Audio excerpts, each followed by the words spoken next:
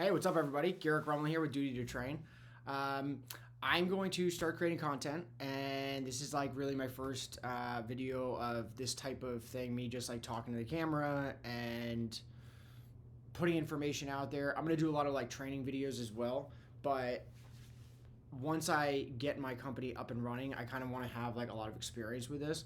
And I've been reading a book recently called Expert Secrets, and one of the things that you have to do is really kind of like find your voice, you know. And this is something that's totally new to me, and I'm a really good pistol shooter. I know how to shoot pistols well, really well, and but instead of trying to like create a bunch of content, I'm just going to kind of document my journey with you. And I think that I already know a lot about pistol shooting, but I'm going to learn a lot more. And as I learn more, I'm just going to kind of try to give away as much information as I can for free, because I think that will draw people to my classes. And but the thing that I need to do is like really kind of like find my voice is what I'm reading in this book. And you can already tell probably like by this video that I'm not good at this, right? Like I'm a really good pistol shooter. I'm not great at YouTube videos. So I'm trying to figure out like what my voice is, like how I'm going to do these videos, like what I'm going to sound like. And I don't want to be not me, right? But I feel like when people are on camera, I don't know, you have to just kind of find your rhythm when you get on camera and you're staring into the void, you know.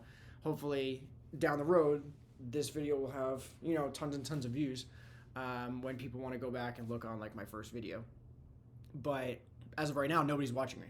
And so this is a great way for me to kind of find my voice. So then once I do end up, starting at my company and getting more content out there, by the time people start following me, I won't be sounding like this. So I'm just going to be documenting my journey and saying less ums and less likes eventually. But this is not something I'm great at. I'm a really good pistol shooter. I'm not a great YouTube creator. And so this is all very new to me. And one thing that I want to do with these videos and with all of my content, I'm just going to be like just unapologetically myself. And I hope that that takes. I hope that people like me personally. Not because, I guess everybody like wants people to like them, but I'm okay with people not liking me. I have a beautiful life. I have an amazing wife. I have 2 great kids. And if somebody doesn't like my content, that's totally fine. But I do have really big goals for my company, and I would like to do a lot of good. And so I'm hoping that if I'm just authentically myself, that will attract people not only to my channel, but to my training. Because I think, and I'll get into this in a second, but I think one of the problems with pistol training is it's very intense nowadays, and I've always had a very relaxed vibe. I was in the military, and it's one of the reasons I got out of the Marine Corps, because I didn't want to have like that super structured lifestyle forever. I would do it again, but I would get out again. And so I just hope that people will appreciate like the authentic me. I'm not going to pretend to be somebody I'm not. And so as I say, I'm trying to find my voice. I'm not trying to find a voice that isn't me. I'm just trying to like get comfortable on camera and figure out like how I'm going to be doing this. And the only way I can do that is with practice. Just like with pistol training, right? If you don't dry fire, if you don't go to the range and practice, you're never going to get any better. And so I can't just hope that once my company comes out, I can just start this super successful YouTube channel and create a bunch of great content without any experience or any practice. So I'm going to start practicing now when nobody's following me. And then hopefully by the time my company comes out, I'll have a couple more followers, and I will be creating better content. So this is the first one. I just want to kind of show you like where this is all starting, because one of the things that I think is interesting is a lot of people don't really ever see the journey of entrepreneurs. And I'll get into this more at the end of the video, but I really do think that this company is going to be successful for like a myriad of reasons. But I think it could get really, really, really big. And I think that once it does, a lot of people will see me just as like any other successful entrepreneur, and they'll be like, oh, it was easy for you. Like, yeah, now you like have a bunch of money and like you have a big company and stuff like that. But like I've had a lot of self-doubts in my life. I've had a lot of like issues personally and professionally and stuff like that. And so this is not like an easy thing for me to do. It's not easy putting myself out there like this. But I want people to like see that. I want people to see the entire journey and not just like the successful company and like CEO at the end of this. So because I think it could be like an inspirational journey, and I think it would also be cool for me to be able to look back on myself like 10, 15, 20 years from now and be like, wow, look at where I started and look at where I am today. So I'm going to be authentically myself. Bear with me because this is me learning the ropes of content creation. So one of the things that I want to basically start out with is, why am I creating this company? And this is going to basically just kind of be like a little bit of a word vomit. It's not going to be super short video. I'm not going to try to make it super long. I actually made another video yesterday, and I'm not going to do this anymore, but I was like rambling like a ton. And I just didn't want that one because it ended up being like 50 minutes, and I can probably do this in about 20. And so I don't want to have my first video just be like this super rambling thing. So I am re-recording my first video. I'm not going to be doing that anymore. Give you my word. But I just want to explain to you what I'm doing, my goals, and then why I believe that this is going to succeed, and that'll be the video. So, Duty to Train started with my brother, and me and my brother, he was a year and a half younger than me, and he recently passed away. It was about 10 months ago. He died on September 9th, 2022, and he was at a bachelor party, and he was climbing a tree, and he fell out of it and died. And my dad passed away when I was 11. My brother was 9 at the time. And so I've had like experience in my life with like real loss, you know, like a lot of people have grandparents that die, and sometimes those grandparents like raise them, so it's different than like just your regular grandparents who you see a couple times a year. You know, I'm not trying to say that grandparents aren't important, but a lot of people don't experience like a real death, like someone that you've lived with your entire life all the time until, you know, 20, 30, maybe even like 40 years old sometimes. And so I do know what it's like to lose someone because I lost my dad when I was 11. He committed suicide. And then my brother recently, he was 29. I'm 31 right now. And he recently fell out of a tree and he died, which is pretty wild. But he started the company Duty to Train. He wanted to teach people how to pistol shoot and do concealed carry classes in Minnesota. He was living in Apple Valley with his wife at the time. And he started this company, and he'd started about a year and a half before it kind of started. He really started to like put some real effort into it. And him and I like always had a lot of the same issues. Like frankly, like some self-doubt and, you know, not kind of like bouncing around from idea to idea. And there's been a lot of times in my life where I'm like, you know, oh, I'm going to do this. And then I kind of just like fall off. Oh, I'm going to do this. And I just kind of fall off. And this is just not like that. And I'm not saying that because, you know, I hope that that's the case. Like I literally can't get Duty to Train out of my mind. And maybe my wife will see this video one day, but she literally gets annoyed with me right now because I can't stop talking and thinking about Duty to Train. I bring it up all the time. It like literally envelops my entire brain. And that can become a problem when you have a family and 2 kids, you know. So I've always wanted this, and, you know, be careful what you wish for because you just might get it. But Phelan started Duty to Train. See, I can ramble, so this is one of the things that I have to get better at when I make YouTube videos. I can't just be like rambling all over the place because people won't want to listen. So Phelan created Duty to Train. It took him about 2 years to really like get it going. And the reason why is because he had a lot of self-doubt when it came to like creating the company and whether or not it was going to succeed and whether or not he could make it succeed himself. Like he didn't know if he was going to be able to do that. And he had a falling out with one of his previous employers. And so instead of going and looking for another job, he quit. And instead of looking for another job, he's like, I'm just going to go full in, you know, balls to the walls with Duty to Train. And that's what he did. And one of the things with Duty to Train is one of the things that makes it really special for me to continue his legacy. And this is going to be like a little hard to talk about just because it's like the first video I'm doing that I'm really talking about this. But him and I like worked on it together a lot. And he would always like call me like, you know, kind of bounce ideas. He came up with the idea for the logo, but I like created it in Photoshop. The same logo I use today. It's a little bit different. His was Duty to Train with T-O, so it was DTT in the shield. Mine's D2T, like the number 2 in the middle. And the reason why is because one, it's, you know, represents the Second Amendment, but more importantly, it's the second iteration of Duty to Train. And my brother's was the first. And it's also purple because that was his favorite color. So that's the reason that like this company is like really like, it's a big, basically it's just a big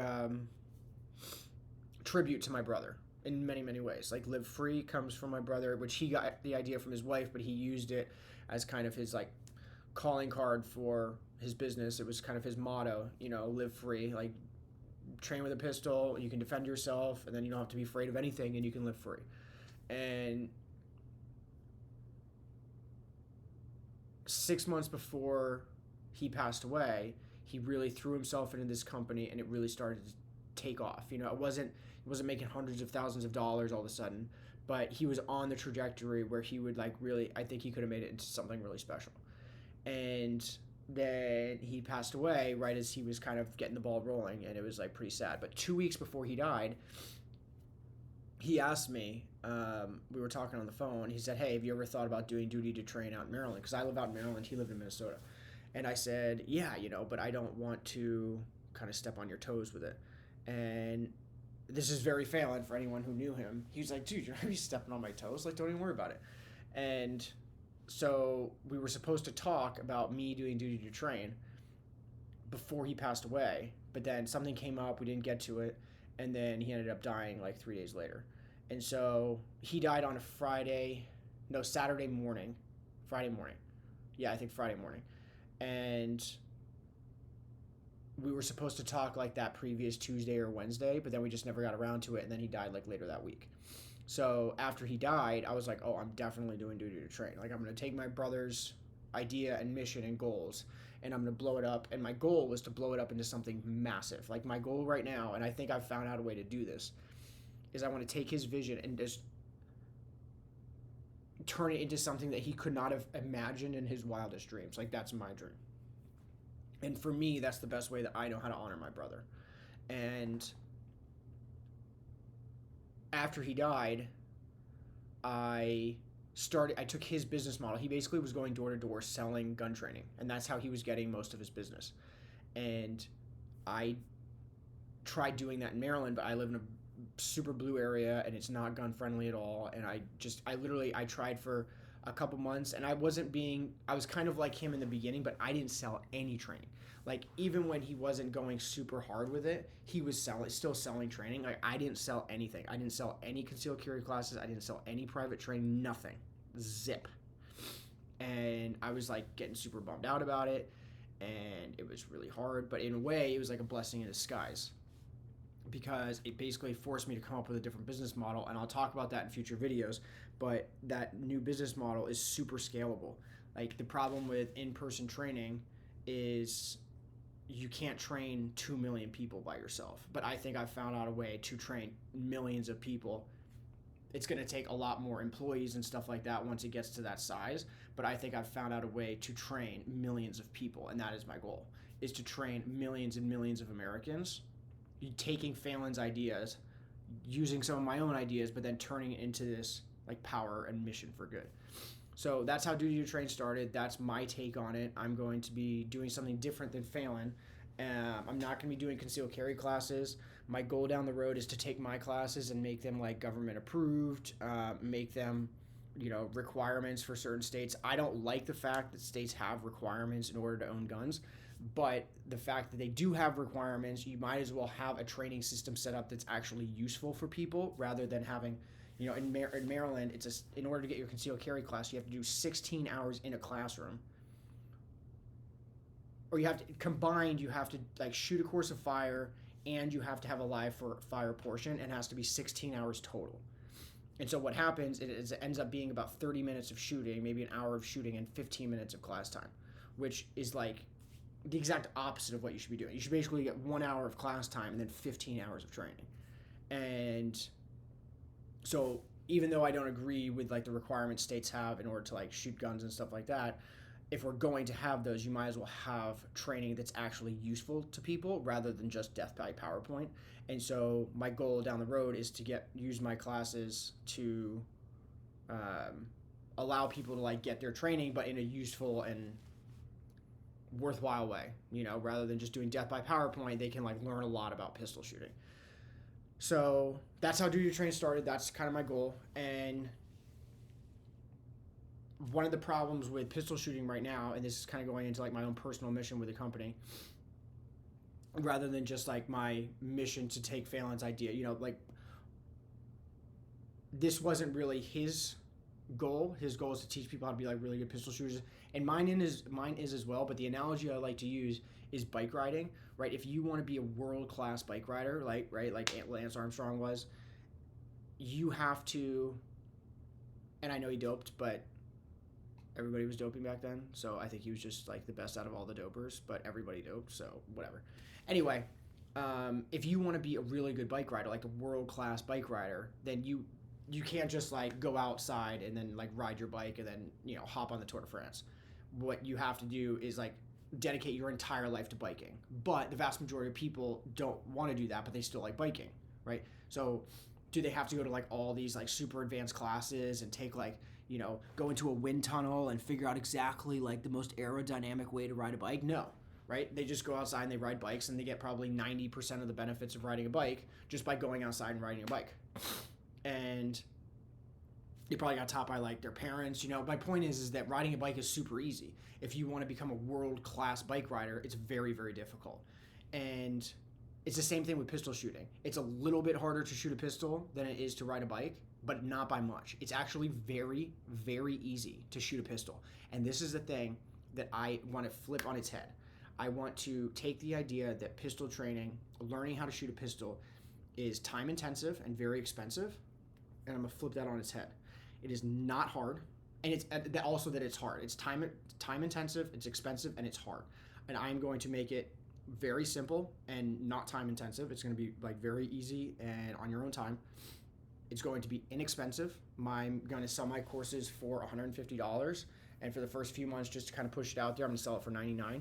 And this is going to teach people in a far better way than any type of class, any type of beginner pistol class will teach them. Will be, that's going to be my class. It's going to be far better than your average like 2-hour class where you kind of just start getting comfortable and then you're done, and then you don't take another class for 2 years, right? Or maybe ever. You stick your gun in the closet, and every single time you go to the range, you're not really comfortable with it, so you kind of stop going to the range, and then you're done. So I'm going to take that idea that it's hard, expensive, and time intensive, and I'm going to change it into it's very easy to shoot a pistol. And it's not because, I came up with this great new idea. It just is. It's very simple to shoot a pistol, and a lot of people think it's difficult. And so that's why a lot of people don't shoot a pistol, or they don't get one, or they think that, other people shoot pistols, but I'm just not really comfortable with them.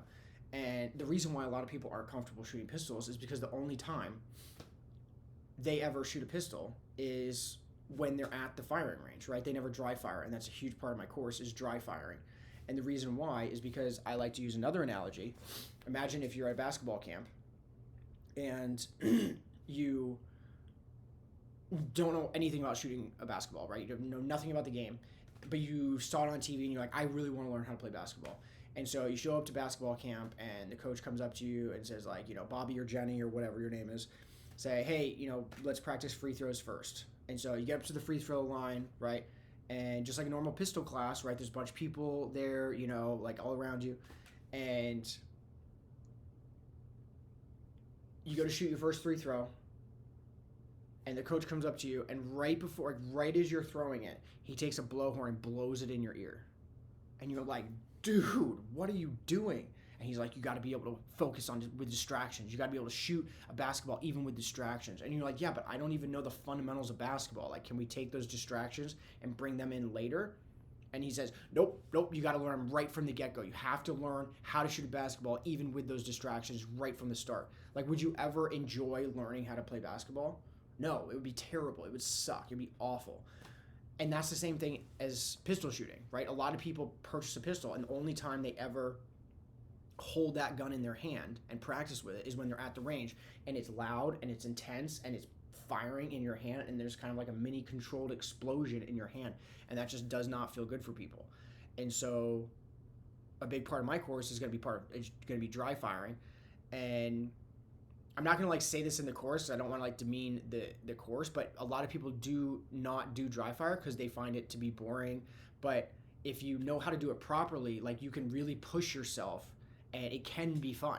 You just have to figure out ways to make that happen and kind of just dedicate a little bit of time, because what really sucks is going to the pistol range and then not shooting bullseye and being all over the paper everywhere except the center, right? That sucks. That's the worst thing, right? So even though dry fire is never going to be as fun as actual fire, what makes pistol shooting fun is when you're good at it. And a lot of people never get good at it because they never actually get comfortable with their pistol. And so my courses will allow people to finally get comfortable with their pistol, because the vast majority of it will be you dry firing, basically. And I'll go into stuff later, but that's going to be basically the course. And so if I can get people comfortable with a pistol, and all of a sudden the narrative switches from, oh, guns are really hard and expensive and difficult to train with, and I'm not comfortable with a pistol, to, wow, you can buy this course and all of a sudden become super comfortable and a good pistol shooter. Like, no one's ever done this before. And one of the things that I realized when I started doing the market research to form my company is I could not believe that nobody's doing this. And it literally blows my mind, because I'm like, oh my gosh, this is a completely untapped market. Just like the iPhone, came around, and back in the day, Apple did a lot of like technical computing stuff, but where they really became monsters, they became like the Apple that they are today. They did that by making technology easy for everybody, right? I'm on a MacBook, I have an iPhone, and I can do all of these things on my devices, and I know nothing about technology. I'm literally completely technologically incompetent. Like, this is my current setup, and I just want to show you this real quick because I want everybody to kind of see my journey. I'm going to document everything, but this is going to be my studio. Right now it's like our guest bedroom, and we're getting a Murphy bed so that I can have some more space. But I got these like on Amazon. I'm getting like a nice camera. I do have an investor, so I'm able to kind of do this the correct way. But I want to basically create the Apple, not only in size, but take that idea to make pistol shooting easy for everybody, right? Because a lot of people before Apple came around, they thought having a computer was difficult. You had to be technologically savvy, and you did. But that's just because Apple hadn't come around yet to change the game. And so I'm going to change the game when it comes to pistol shooting and make pistol shooting easy so that everybody can learn how to do it. And I'm going to do it in a cheap way. So that's like my goal, and it's one of the reasons that I wear Hawaiian shirts, is because a lot of people get very overwhelmed by the idea of going to a class taught by someone who's like, I'm a Navy SEAL and I'm going to teach you everything you need to know about like pistol shooting, or like I have, I'm not like crapping on Navy SEALs, but like usually they're very intense people. And that's cool, right? That's, definitely like a subset of the market really wants that. And I would love to go get taught by a Navy SEAL. I would have no problem going to a class that's like intense and you learn a lot. But if you're just getting into pistol shooting, you don't want that intensity. You want to be like relaxed. You want to be like very calm, and going to a place where someone's like, all right, so this is what we're going to do. It's like, it's not a relaxing environment. That's not the way you're going to be made comfortable around your weapon. And so that's one of the reasons that I wear Hawaiian shirts, is because, and I'm going to wear them in all of my training videos. It's going to be like my thing, because I want people to feel comfortable when they're around me, and I want them to feel comfortable when they're training with me with their gun. And one of the ways I can do that is, instead of wearing like these black or brown or like moto shirts or like stuff with like American flags, nothing against American flag, I'm like literally one of the most patriotic people you'll ever meet, but this is kind of like a little goofy. It's a little lighthearted, and it's also very me. If you know anything about me personally, this is very me. It's not anything that is me trying to pretend to be someone I'm not. I love wearing Hawaiian shirts. I used to get made fun of in the military, because, not like seriously, but kind of seriously, people be like, oh, you dress like, and I won't say what people actually said, but, and I was like, I don't care. Like, I like wearing what I wear. And so I've never been someone who wears like intense stuff or like super like, military-esque attire. And so this is very me, but it also puts people at ease, because I want people to realize that pistol shooting, you have to be safe, obviously, but you can have fun and you can be relaxed when you learn, and you don't have to be in this intense environment in order to get good training. And so that's the reason that I wear these shirts, and I'm going to wear these shirts forever. It's going to be like my uniform for my company. Any employees I ever hire, everyone will be required to just wear a crazy Hawaiian shirt. That's it. From any company, doesn't matter. unless we end up like working with a specific company. I don't know, but I just want people to feel comfortable working with us and knowing that when you come and you train with Duty to Train, it's not going to be an intense environment. It's going to be geared for people who aren't comfortable and they want to get comfortable. And we're definitely going to get into, I'm going to get more into advanced training in the future. But I'm still, my brother was a recon Marine, and he said one of the, a lot of people are going to like hate on me because I said he was a recon Marine. I know. Once a Marine, always a Marine. I'm just saying he was in recon is what I meant. But he was in recon, and the best class, he said the best shooting class I ever got was, there were some civilians teaching, and they said, all right, forget everything you know about a normal pistol class. We're going to be super relaxed. And he said it was the best class he ever got because he wasn't worried about making any mistakes. They were like, if you make mistakes, that's fine. That's why we're here. And he said at the very beginning of the class, they set the tone. And they set it appropriately so that people were able to just focus on the information, not focus on, am I going to mess up? What happens if I mess up? Am I going to get yelled at if I mess up? It's like, nope, don't worry about that. Okay, if you mess up, that's fine. We make mistakes as humans. That's totally okay. Pistol training is no different. And so while you're here, we're going to just learn as much as possible. And that's the only reason we're here. So if you make a mistake, that's fine. That's why you're in the class. And he said it was the best class because you could actually finally just focus on shooting. And it was the best training class you ever got. So that's a very long-winded way of saying why I'm going to make the training that I am. But I also want to say one more thing, and I'm not going to be very preachy when it comes to like my own beliefs, but I've been like praying about this for a while, and I'm not going to hide behind like who I am as a person. And for a very long time, I would consider myself agnostic. I don't understand like atheism. That doesn't make any sense to me. Like all of a sudden just, it's just because you can't explain it doesn't mean that it just came from nothing. Like even if you don't believe in God, which I do, but even if you don't believe in God, like you think that the Big Bang just happened out of like literally nothing, and all of a sudden that just doesn't make any sense to me. There's a philosophical idea called like the first mover, and basically like if a rock gets pushed, like someone had to push the rock, but who created the person that pushed the rock, and then who created the person that, like eventually for me it just kind of always, that's why I've always believed in some type of higher power, is because I feel like eventually, something had to have just like always been. And it doesn't make sense that something would always be unless that thing was kind of divine in nature. And I think most people probably would agree with that, but I've always been open to the idea of religion, and I've had a lot of people in my life who I really respect who are Catholics. I come from a Catholic family, so I have a lot of Catholics in my family. But uncles, aunts, my in-laws, a lot of people are Catholic, and they've always told me like, oh, you just don't get it. And they're like, someday you're going to get it. Like, you're just not ready right now. And for the longest time, I was like, no, dude, I'm not coming on board. I've thought about this through and through. It's just not happening. But I wasn't shut out. I wasn't like, oh, this isn't going to be a thing. I just, never really saw any signs. I was like, dude, God. And I'm very frank when I talk with God. I literally talk to him like we're friends. I'm like, dude, I need some help here. Like with Duty to Train. I'll get into that in a sec. But one of the things that I have to also do is slow down in my videos. I start talking fast when I get excited. So I have to slow down. It also gives me time to think if I just slow down my darn words. But one of the problems with, but then I go on a tangent like that. Now I just forget what I was talking about. So, yeah, I'm open-minded. I've never been like, I'm totally shut out. I just have to, no one's ever said anything to me that really made sense to me. And there were a couple things that happened in the past year.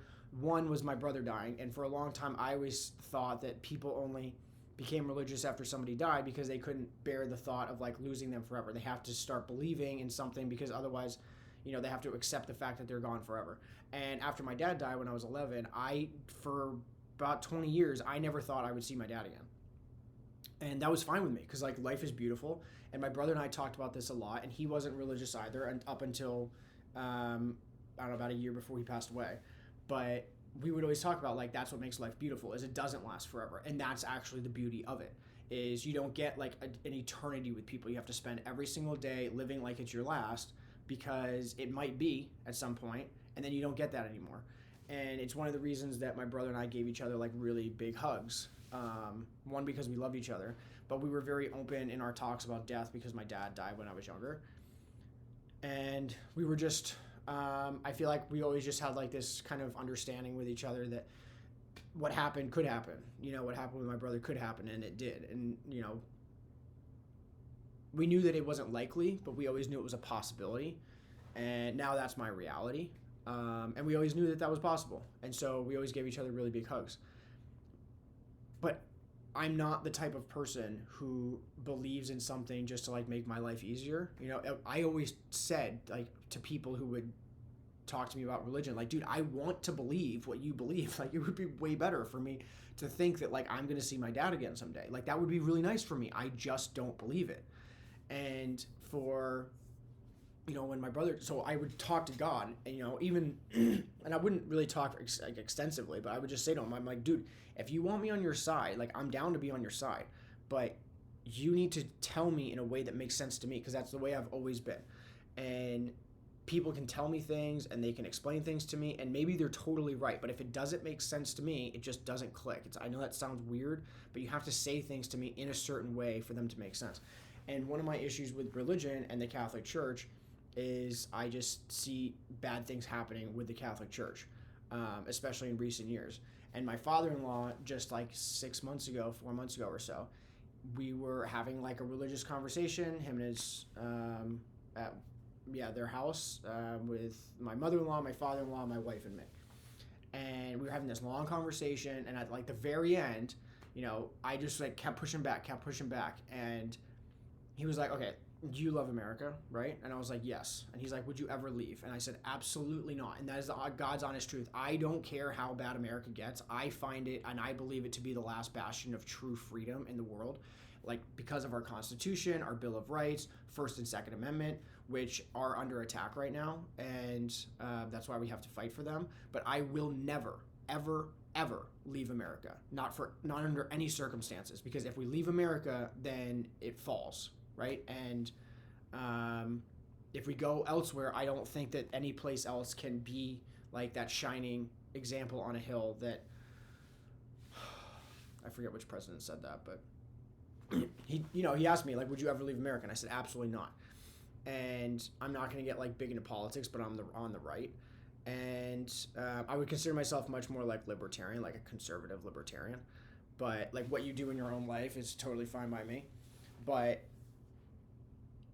I not because like it's fine with me, like I think that you should. I think that that's not even something I need to get into, because I believe in the values of America. You have the right to be who you want to be in America, and as long as that doesn't impose on other people, then you do you, right? And so my father-in-law asked me, like, would you ever leave? And I said no.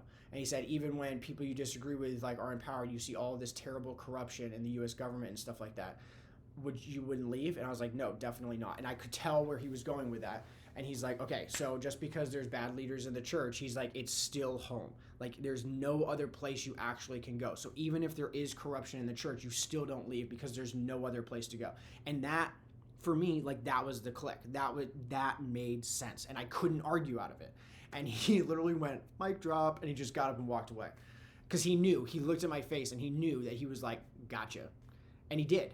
And I told my wife that night, I was like, yeah, I'm going to be Catholic, because I can't argue out of that. And if I can't argue out of something, then I'm open to the idea. But I was never open to the idea, because I could always kind of be like, yeah, but what about this? What about this? What about that? What about this?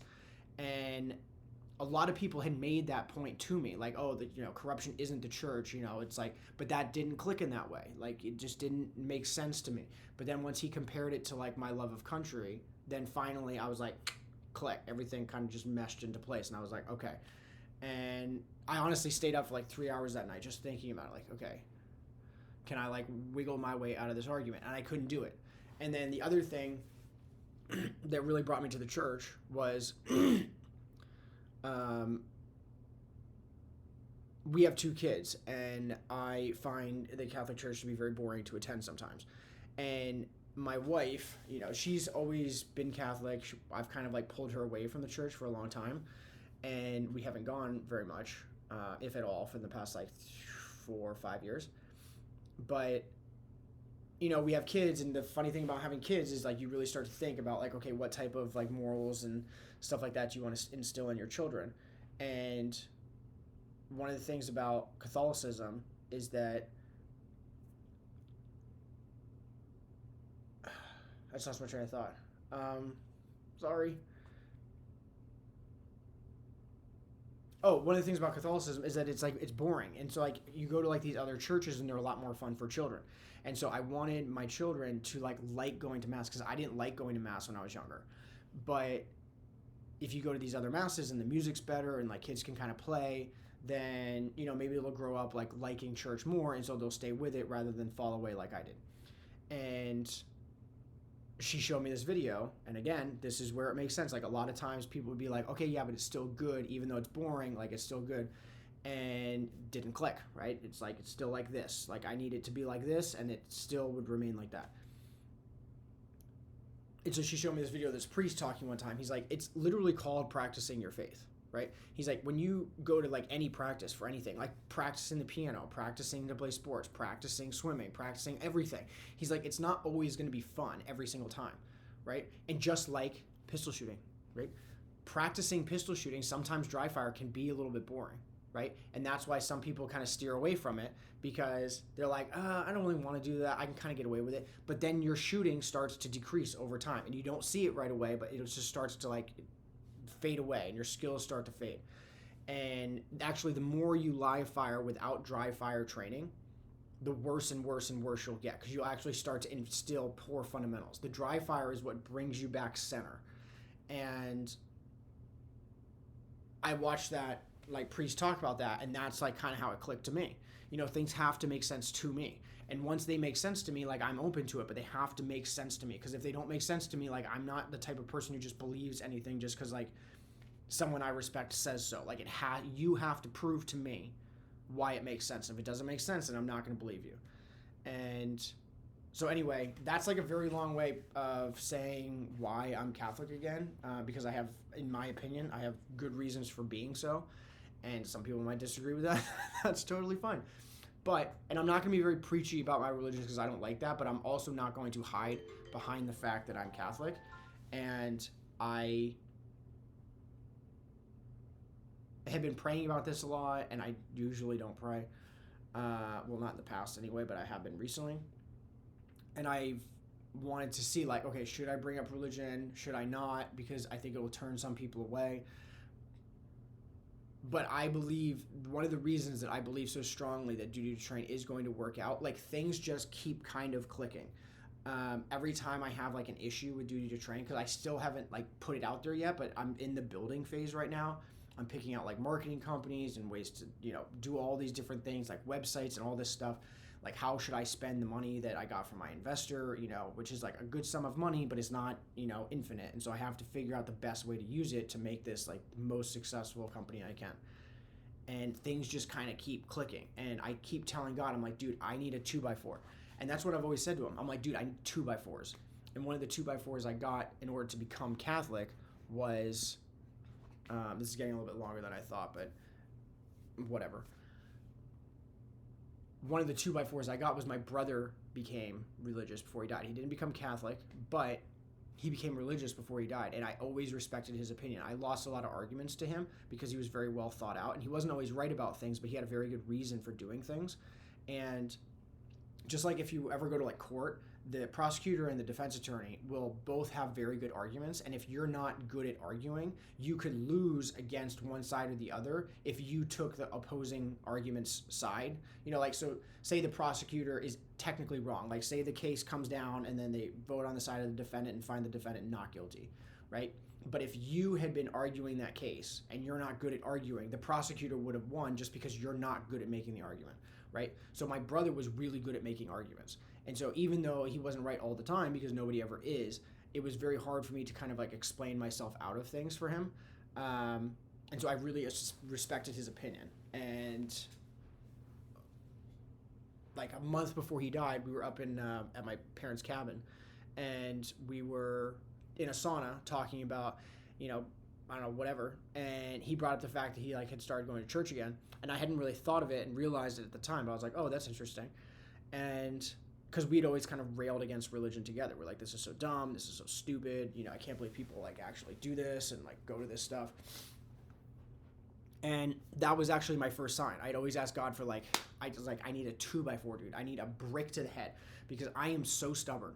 And if you want me on your side, like I can't get like a falling rose or like that's not it. Like I need a 2x4. And the fact that my brother became religious was like the first 2x4. Like that totally shifts my like, because I respected his opinion so much. And lots of times he was able to like change my opinion because like, okay, I try to think things through and I'm like, okay, I can't argue out of that anymore. And so even though I wasn't able to really talk to him about it, the fact that he became religious before he died means that he had really thought it out because he didn't do things unless he thought them out. And so that was like kind of the first 2x4. And so long story short, I got a ton, like the week before he died, I got a ton of signs. And just kind of like another one was I actually enjoyed going to the church that he went to. And it was kind of non-denominational. But that kind of like opened up my idea to like, okay, coming back to church might not be a terrible thing because I really like this church. And I've gotten more signs recently about the church that we've been going to. You know, the priest is just talking about like real stuff that's happening in the world. One of my problems with the Catholic Church is, you know, some priests can be like, be a good person and love everybody and don't be mean. It's like, okay, dude, I got that. Like everybody knows that. Talk to me about like some real stuff. And so the priest at our church talks about like real stuff happening in the world, you know, and like how you can like kind of work through all that and be a good person and, you know, kind of fight back against like the craziness that's happening. And so I was like, perfect. That was a sign for me. I was like, okay, this is the right church to be at because I thought that that church, and it actually came from a priest that was, in my opinion, kind of gives some boring homilies. But again, I saw that video and it's like, okay, practicing your faith though isn't always going to be like this joyride all the time. Nothing ever is. Practicing anything is never like a constant joyride, right? Sometimes there's like some ups and there's downs and there's ups and there's downs and you have a good day and you have a bad day and you have a good day. But in the end, you become a lot better at that thing if you just stick with it and keep practicing. And so I've been getting a lot of signs with Duty to Train recently and things just kind of keep meshing. And every time I have like a really hard time doing something or I can't figure out the best way to go forward, I get like this brick to the head and I'm like, you know, like just the other day I was trying to figure out a website company and, you know, what should I use? And a lot of these like website companies were quoting me like, you know, some of them were quoting me like $1,500 and I just know that like these companies that charge $1,500, like they can't do what I need them to do. Because I know that a website like this costs more, but I found a company called ClickFunnels, which is what I'm going to be using. And that's where I'm going. I got a recommendation from somebody that I work with at work. I'm in marketing. And so I just kind of picked somebody's brain and they were like, oh, use this. And that was like the sign. It was like, oh, it's perfect. Like it has, you know, it's less expensive, but it's because it's like kind of this foundation that's, you know, tons of people use. So anyway, I don't know, that's like a very long way, but I just want people to kind of get a feel for like really who I am and where I'm at in my life as I start this journey of building Duty to Train. So this is like a really long video, but long story short, I'm Catholic again, and I actually believe very strongly in it. And I believe there's a lot of issues with the Catholic Church right now. I do not think it's perfect, but I think that there's a lot of issues with America right now, and I do not think it's perfect, but I do think like the Bill of Rights is one of the most important documents, if not like the Bill of Rights combined with the Constitution are like two of the most important documents, if not the most important like political documents ever created in the history of mankind. And can they be warped and changed over time because people have poor intentions? For sure. Like, can the Catholic Church be warped and shaped in a poor way over time because people have bad intentions? For sure, but that does not mean that you give up on that. And if I don't fight for it, who's going to? Right? If I don't fight for America, who's going to? If I don't fight for the Catholic Church, who's going to? And so that's the way that I believe. And so, you know, you don't have to be Catholic in order to use my services. You can be atheist. I really don't care. I believe everybody in America has the right to defend themselves and to defend their family and defend themselves against, not only people who attack them personally, but from a tyrannical government. And that's what I want to allow people to do. And so I don't care about your personal beliefs as long as you respect mine. And that's where I'm at in my life. So my promise to God was that if he helps me make this successful, I will be an advocate for him and his church. And I'm not going to be, crazy. I'm not going to be like annoyingly pushy about it, but I want people to know why I am where I am. And so this was like the one time and this is like frankly going to be the one time where if people down the road are like, oh, why do you talk about religion? I'll be like, go watch my first YouTube video. Like I explain why I'm Catholic in that video. And nobody really is watching this one anyway, which I'm trying to think through some things in my head. But if anyone ever asks me about my beliefs, I'm not going to hide it as like the owner of my company. But I'm not going to turn people away from like doing business with me just because they believe things that I don't personally believe. And so that's where I'm at. And I also told God that if I become super successful and this company becomes super successful, that I'll use it for good. I'm not going to be one of those people who buys 12 cars because I can. I'm going to take Fallon's idea. I'm going to blow it up into something massive. I'm going to use it to just be just a massive cause for good, just a massive force for good. And that's what I want to do. I just want to do a lot of good. But in order to do that, I do need money. And so I feel like this opportunity that I think I have a business model that could be the Apple of firearms training.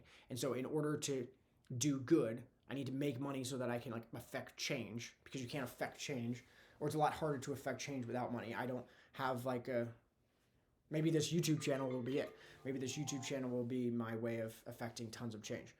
But maybe this will blow up into like millions and millions of subscribers. I have no idea. This is just starting out. But